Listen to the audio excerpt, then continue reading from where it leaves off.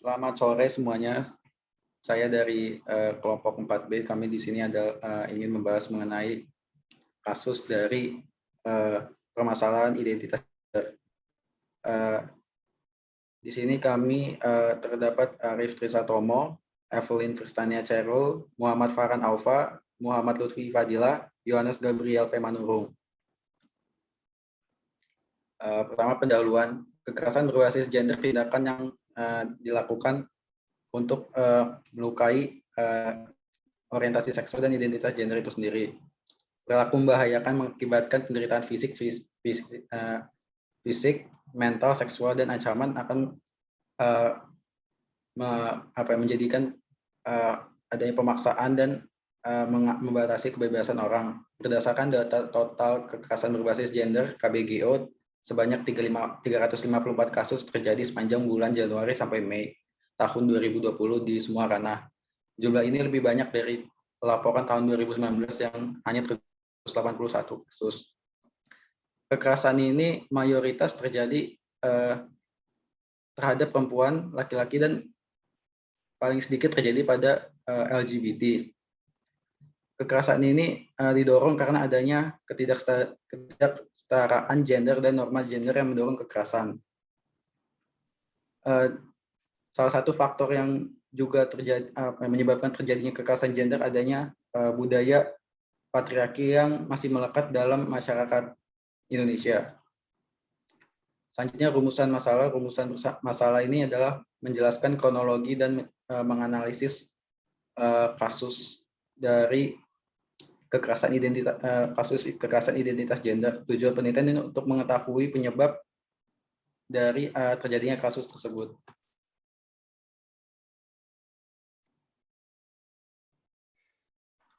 Selanjutnya akan dijelaskan Lutfi mengenai konsep dan teori. Terima kasih, Yohanes. Konsep dan teori. Yang pertama ada identitas peran gender. Menurut Archer dan Lloyd, pada tahun 1985, gender adalah dimensi sosial budaya laki-laki atau perempuan yang menampilkan karakteristik, sifat-sifat, dan perilaku untuk tiap kategori jenis kelamin. Selanjutnya ada pelecehan seksual itu sendiri apa maksudnya? Pelecehan seksual adalah bentuk perilaku yang memiliki muatan seksual yang dilakukan seseorang atau sejumlah orang di mana perilaku tersebut tidak disukai dan tidak diharapkan oleh orang yang menjadi sasaran, sehingga menimbulkan akibat negatif seperti rasa malu, tersinggung, terhina, marah, kehilangan harga diri, kehilangan kesucian, dan sebagainya menurut BKKBN tahun 2001. Selanjutnya, struktur sosial dan kekuasaan. Struktur sosial dapat membentuk atau mengarahkan perilaku individu sehingga perilaku tersebut menjadi sebuah keteraturan perilaku yang dapat diprediksi. Keteraturan perilaku ini dibentuk berdasarkan status dan peran individu dalam masyarakat. Kekerasan seksual yang terjadi karena adanya penyalahgunaan relasi kuasa atau power abuse biasanya terjadi jika pelaku memiliki status atau materi yang lebih tinggi dibanding korban. Misalnya, seorang pengajar dengan anak didik, teman yang berkuasa atas teman yang lemah, hubungan asmara yang tumpang sebelah, dan lain sebagainya. Kekerasan seksual dengan power abuse dapat menempatkan korban sebagai pihak yang tidak berdaya dan disertai dengan ancaman sehingga korban tidak melawan dan pelaku bisa melakukannya berulang kali. Selanjutnya akan dilanjutkan oleh rekan saya.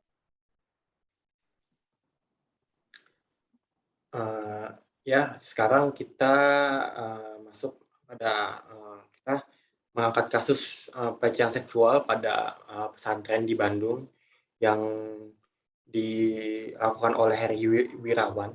Jadi pelecehan seksual ini masih sangat baru terjadi, kira-kira baru dilaporkan pada pertengahan 2021 lalu, di mana awal dari terungkapnya kasus ini saat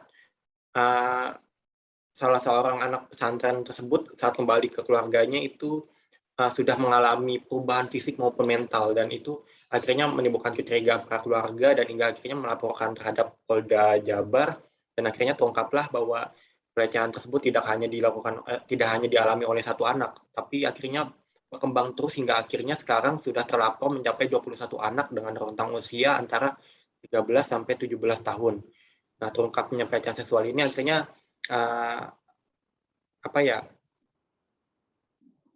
akhirnya menjadi suatu tamparan bagi kesadaran gender yang ada di Indonesia, bagaimana hal ini bisa terjadi. Dan sampai sejauh ini anak-anak yang berada di pesantren tersebut mengalami rentang rentang peristiwa pemerkosaan ini antara 2016 sampai 2021, dan parahnya karena doktrin kekuasaan, karena ada relasi kuasa dari Heri Wirawan, dan dia memiliki doktrin bahwa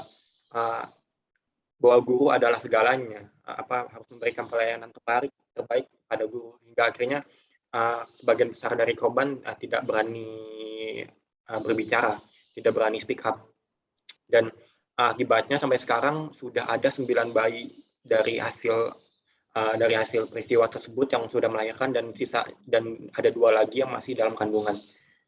Dan sampai sekarang kasus ini masih terus diusut, dan Heri Wirawan ini sendiri sudah ditetapkan sebagai tersangka. Selanjutnya saya akan melanjutkan analisis kasus tersebut. Kasus tersebut tuh terjadi karena ada dua faktor. Faktor pertama tuh adanya ketimpangan identitas peran gender.